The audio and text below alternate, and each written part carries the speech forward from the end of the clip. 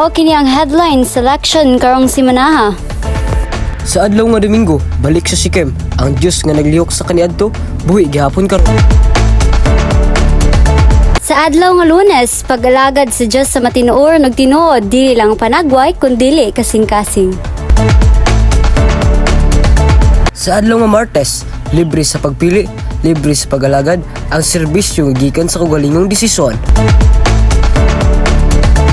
Sa adlaw nga Miyerkules, tago nga Dios nabutyag ang dakong peligro sa adulteria.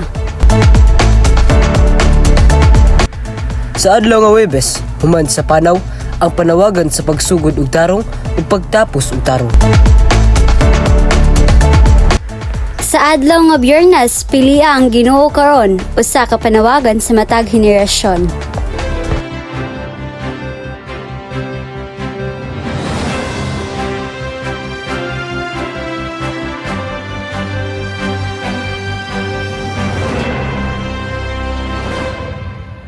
May buntag kaninyong tanan. Ako si General.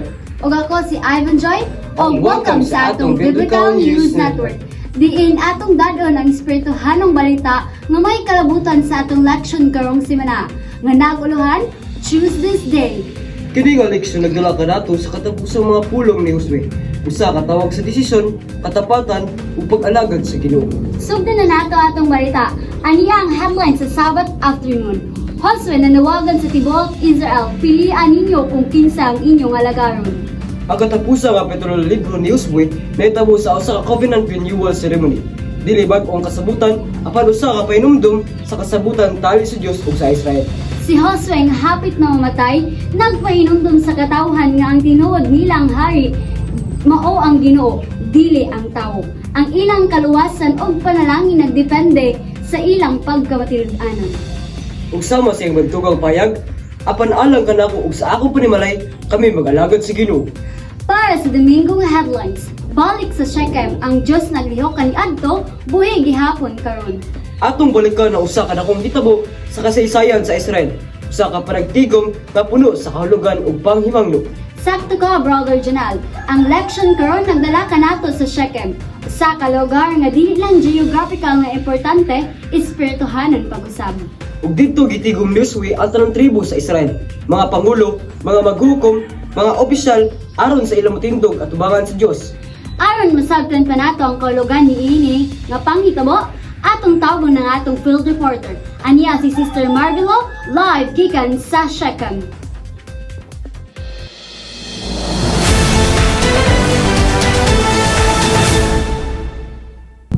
Maayong adlaw, Channel and Joy Joy. Maayong adlaw pod kanatong mga kaigsunan.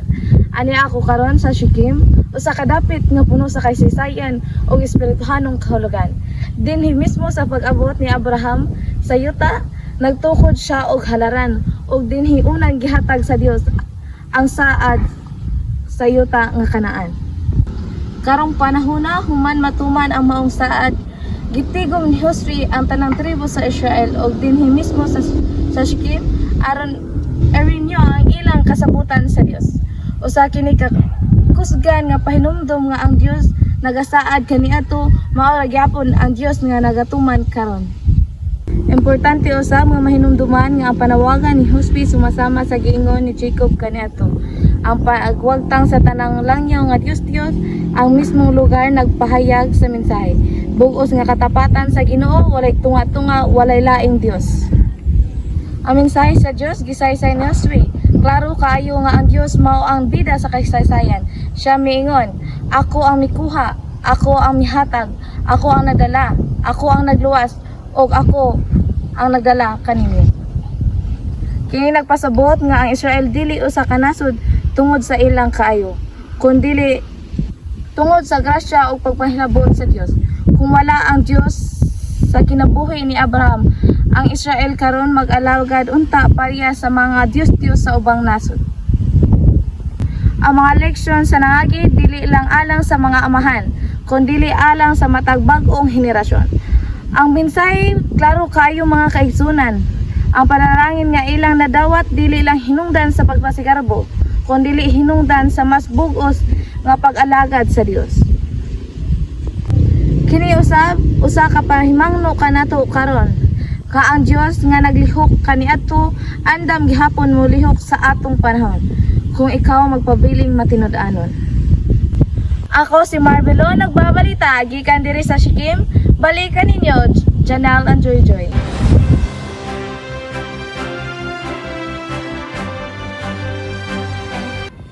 Daghang salamat, Sister Marvelo. Makapugaw kaayo ang mensahe gikan sa Shechem. Tinuod gid Sister Joy. Klaro kayo nga gusto ipasabot ni Uswe nga dili pwede ipamana lang ang pagtuo, kinahanglan kini personal nga dawaton sa matag henerasyon. Og nindot sab ang punto nga ang ilang kalampusan dili tungod sa ilang kusog, kundi tungod sa grasya sa Dios. Usa kini kadakong pagpahimangno sa atong iglesia karon. Sakto, ang ato mga desisyon dili lang para sa tuwa, kundi may epekto sa tibok iglesia. Kung matinud-anon ang usa, mapalig-on ang tanan. Kung paluya ang usa, maapektuhan usab ang tanan. Og kanamoy atong dadon samtang mopadayon ta sa atong sunod nga adlaw sa election. Ang panawagan sa tinuod og sinsero nga pag-alagad sa Ginoo. Padayon lang ta, ani ang sunod nga balita sa atong leksyon karong semana? Mao kini ang headline, pag-alagad sa Dios nga matinuoron og tinuod, dili lang panagway kundi dili kasing-kasing. Human sa pagpahimangno ni Josue kahinumduman ang buhat sa Dios nga nangagi, karong Lunes mas nisulod pa gyud ang mensahe. Basta ka klaro og seryoso nga panawagan sa desisyon. Tinuod si Sir Joy. Ipahimangno ni Uswe ang Israel nga ilang pagpabiling isip piniling katawan sa Dios nagdepende sa ilang pag-alagad nga tinuod og sinsero. Unsa man gyud ang kahulugan sa pag-alagad sa Ginoo? Ang matinuoron o sa kamatuoran? Aron masabtan pa nato kini, ato nang paminaw ng atong field reporter, aniya si John Lawrence, live gikan sa Israel.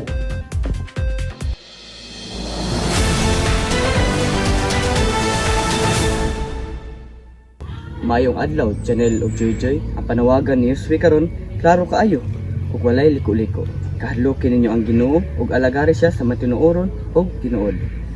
Kini usa ka panawagan sa pagpili. Ang Israel kinahanglan mo decide kung magpabilin ba silang matinud-anon sa ilang magbubuhat o magpuyo sa yuta ang gihatag sa Dios o mobalik ba sila sa pagkasama sa ubang katawan, walay klarong identidad, katuyuan ug misyon tungod sa idolatria.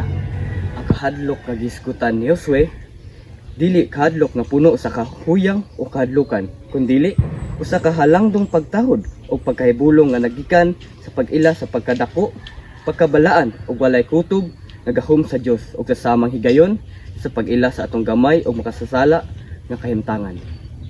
Kini nga kahadlok nagdala sa pagkamatuod-anon o pagtuman tungod kay ang Dios dili lang atong amahan sa langit apan atong balaang hari usab. Ang tinuod nga kahadlok sa Dios makita dili lang sa pulong kundi sa pag-alagad. Gipahayag usab ni Josue nga ang serbisyo sa Dios kinahanglan buhaton sa matinuoron ug kamatuoran. Ang pulong nga matinuoron nagpasabot sa bug-os ug walay ikatago, sa masahalad nga walay diferensya. Samtang ang kamatuoran nagpasabot sa pagkamatinuumanon ug pagkamasaligan. Usa ka kanaiya nga makita mismo sa Dios nga sa tanang panahon nagpamatuod sa iyang pagkamatinuon sa Israel. Sa laing pagkasulti, ang ginahanglan sa Dios dili lang panagway nga pagtuman kundi usa ka kasing-kasing og bug-os ug walay pagbahid-bahin. Usa ka pag-alagad nga nagikan sa pagsalamat sa tanang gibuhat sa Dios alang sa iyang katawhan. Kini usab nagpahinmagno kanato karon, dili relihiyon nga piki o ordinaryo ang gusto sa Dios kundi tinuod og buhi nga relasyon. Ako si Janjan, nagbabalita gikan diri sa Israel. Balik ko kaninyo sa studio.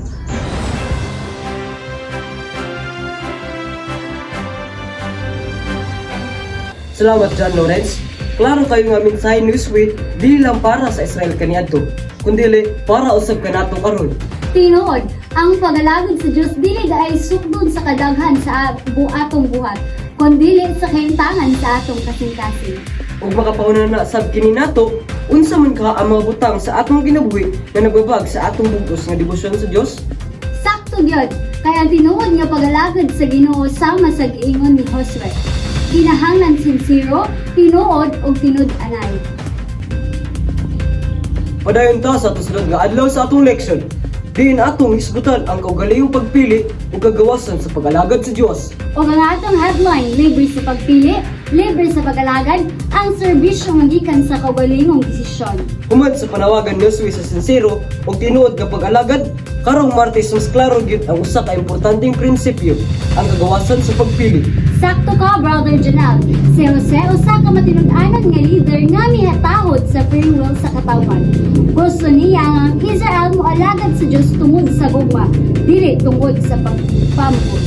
Unsa man gyud ang reaksyon sa katawan ug nganong lahi man ang tubag ni Josue sa ilang saad. Atong paminawan ang atong field reporter, aniya si Sister Jailin live gikan sa Mesopotamia.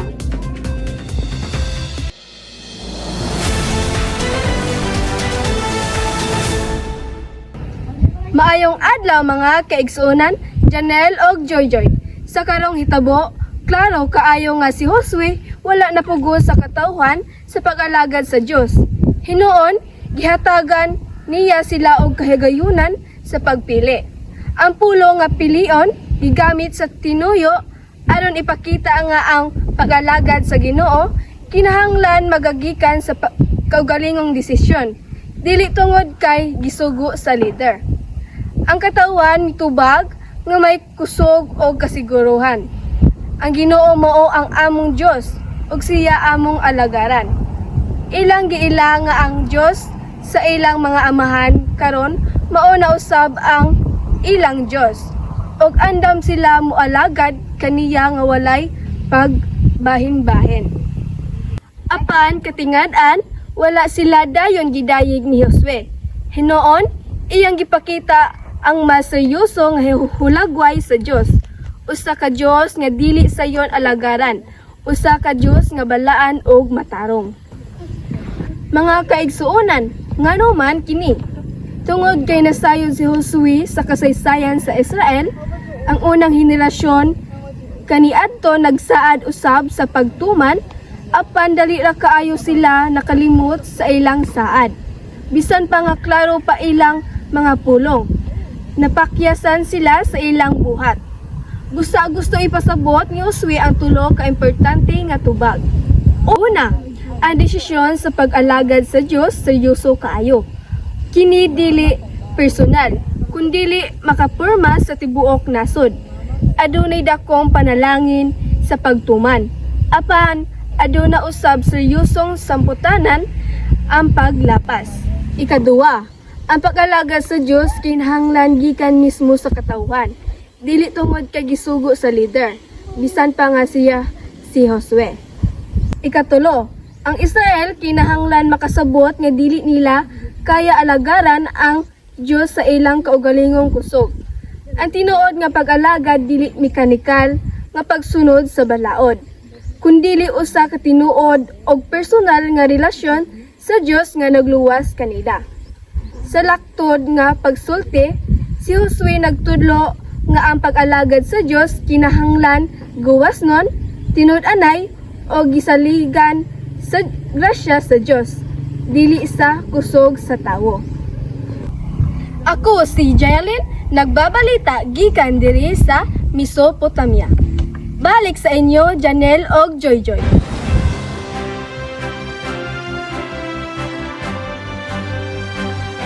Salamat Sister Jailin, makita gid nato dinhi nga ang Dios dili gusto og pinugos nga pagsunod. Tinuod, ang pag-alagad nga wala tinuod nga desisyon sa kasing-kasing dili mulungtad. Og makapaghunahuna kini nato karon. Nag-alagad ba kita sa Dios tungod kay gipili nato siya o tungod kay nag-anad na ta? Kay sama sa gingon sa leksyon, ang pag-alagad sa Dios dili mahimo pinaagi sa kaugalingong kusog, kundi pinaagi sa relasyon o grasya. Og karong sunod nga adlaw, mas klaro pa gyud nato nga ang peligro ko ng kasing-kasing dili bug-os alang sa Dios, ang hulga sa idolatria. Padayon ta sa atong leksyon, ayaw mo pagbalhin mga igsoon. Ang atong headline, tago nga mga Diyos na butyag, ang dakong peligro sa idolatria. Human sa klaro nga pagpili og saad sa katawhan nga moalagad sa Ginoo, karong Miyerkules atong makita nga wala pa di ay nahuman ang storya. Sakto ka Sister Joyjoy. Bisan pa sa ilang tulo kay giyon nga saad, gipangayag gihapon ni Josue nga wagtangon ang mga Diyos nga niya sa taliwala nila. Nga naman gikinahanglan pa niya nga usab ng panawagan. atong paminawon ang detalye gikan sa atong field reporter aniya si Linjin na live gikan sa Assembly Ground of Sikihor.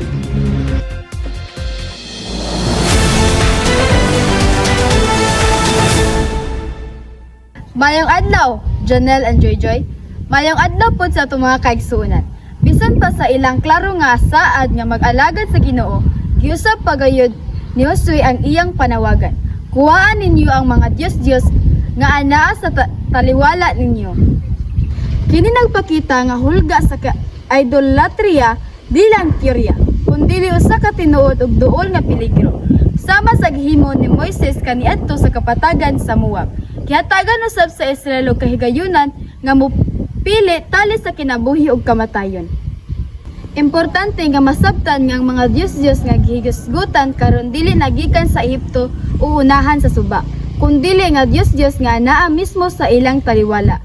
Sa laing pagkasulti, ang idolatria misulod na sulod sa komunidad sa Dios.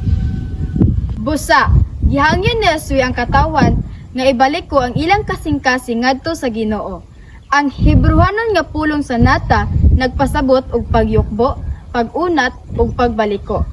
Sama nga ang Dios mukunhod aron maminaw sa pagampo sa tawo. Gikinahanglan usab nga ang katawan muyukbo ug maminaw sa tingog sa Dios. Apan ang problema mao kini. Ang makasasala nga kasing-kasing sa tawo walay natural nga hilig sa pagtuman sa Dios. Sama sa nahitabo kang Solomon nga ang iyang kasing-kasing mibaliko ngadto sa langyaw nga mga Dios. Ang katawan karon gikinahanglan og tinud-anay og conscious nga decision aron magabilin nga matinud-anon. Sa ilang tubag, ang Israel miingon, maminaw kami sa iyang tingog.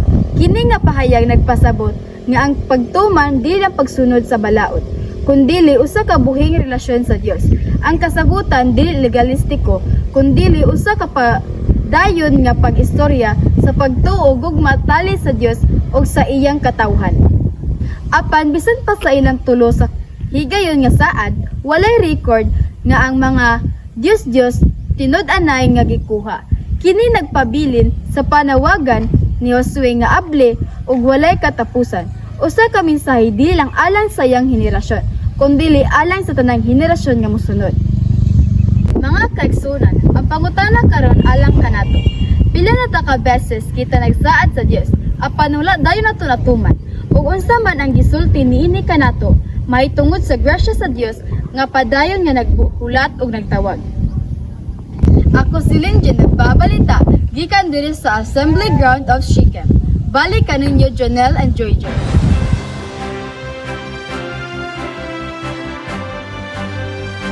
Salamat Linjin.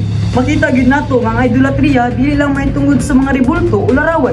Tinuod, usahay ang mga Diyos mao ang mga butang nga tago sa atong kasing-kasing. Mga butang nga mas giuna pa nato kaysa sa Dios. Ug makapahinumdum usab kini nato nga ang saad sayon ihatag, apan ang pagtuman makinahanglan og grasya. Maayo gani ang Dios dili dali mo pakyas sa pagpasaylo, bisan pa sa atong kapakyasan. Ug karon sunod nga adlaw, atong tan-awon kung unsaon ni Josue pagtapos og tarong. Ug unsa ang kahulugan niini alang sa sunod nga henerasyon. Padayon ta sa atong laksyon, ayaw pagbali. Ang istorya ni Josue dili lang mahitungod sa pagsugod sa kadaugan, kundi sa pagtapos nga matinud-anon. Apan unsa man ang kahulugan sa katapusan ni Josue alang sa sunod nga mga henerasyon. Aniya si Anaiya sa Field Report.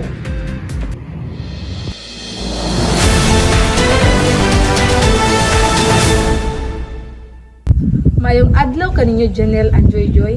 Mayong adlaw usab mga kaigsunan. Sa katapusang bersikulo sa libro ni Josue, atong makita ang paglubong kang Josue, Eleazar nga labaw sa sacerdote.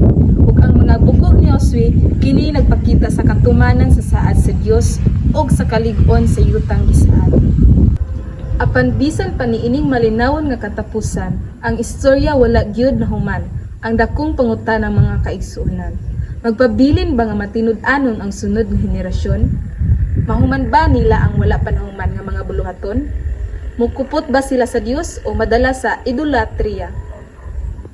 Aron mas masabtan nato ang apekto niini sa katawhan mga kaigsunan. Aniya ang tubag sa usa ka church member diri sa Shikip State Church. Maayong adlaw kanimo Sister Cristel. Pwede ba namo masayran unsa imong tan-aw sa kahulugan sa pagpadayon sa pag-alagad sa Dios bisan human sa pagtan-aw sa kasaysayan ni Hesus? Maayong adlaw usab. Sa akong una kini nagpakita nga ang pag-alagad sa Dios dili lang kay sugod-sugod, kinahanglan kini padayon matag adlaw.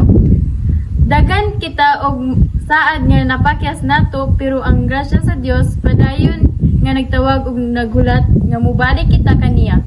Ang mensahe para sa tanan ang pagtuo kinahanglan buhiyon ug ipasa sa sunod nga henerasyon. Salamat kaayo sa imong tubag, Sister Cristel. Tinuod gyud ang grasya sa Dios dili matapos bisan pa sa atong kapakyasan. Ang libro ni Josue mga kaigsunan dili lang itanaw sa nangagi, itanaw usab kini sa umaabot. Sama sa gisulti sa interviewing, ang pagtuo dili lang ipamana, kinahanglan usab buhion ug ipasa. Si Josue nga mga kaigsunan sama kang Pablo, nagig-away sa maayong away, ug ang yawi sa iyang kalampusan mao ang klaro ug lig-on nga desisyon. Ako ug ang akong panimalay mag-alagad sa Ginoo. Ako si Anaiya nagbabalita gikan diri sa Shikip State Church. Balik ko sa inyo sa studio.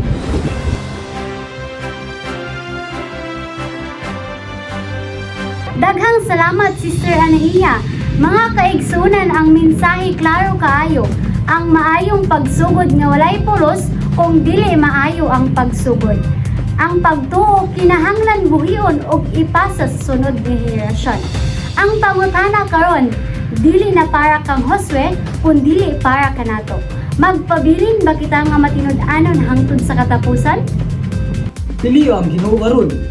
Usa ka panawagan sa matag henerasyon. Ang kinabuhi ni Josue nagpamatuod nga posibleng pagtapos ug tarong. Sama ni Pablo, siya nakig-away sa maayong pagkikisog ug nagpabilin nga matinud-anon hangtod sa katapusan. Ang yawi sa iyang kalampusan mao ang klaro ug lig-on nga desisyon matag adlaw.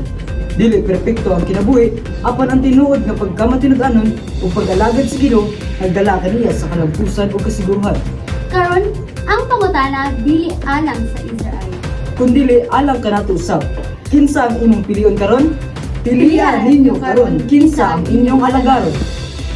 Hinumdumi, ang panawagan ni Jose para sa matag henerasyon nagpadayon hangtod karon. Ang pag-alagad sa Ginoo dili lang para sa sugod, kundi para sa pagtapos og matinud-anon sa matag adlaw natong kinabuhi. Busa bisan pa sa atong mga pakyasan, ang grasya sa Dios padayon nga nagtawag ug nagulat. Ang matag adlaw usa ka oportunidad nga piliyon ang Dios ug ipakita ang tinuod nga pagtuo pinaagi sa aksyon ug kasing-kasing. Ang pag-alagad sa Ginoo dili lang para sa kaugalingon, kundi para sa sunod nga henerasyon. Ang imong pagpili karon makahatag og inspirasyon ug giya sa mga mosunod sa imong dakang. Busa mga kaigsunan, pili ang Ginoo karon. Buhata kini uban sa kasing-kasing sa tinuod ug matinud-anon nga pagtuo ug dada ang paglaom ug kahayag sa imong palibot. Pilian ninyo karon kinsa ang inyong alagaron. Kini ang Biblical News Network. Nagpasalamat sa inyong pagtutok sa tibuok simana. Ang Dios magpanalangin kaninyong tanan, hinaot nga inyong pagpili karon magdala sa tinuod nga kalinaw, kalipay ug kusog sa pag-alagad sa Ginoo matag adlaw. Hangtod sa sunod natong report, pabilin kamo nga matinud-anon og ligon sa imong panauban sa Ginoo.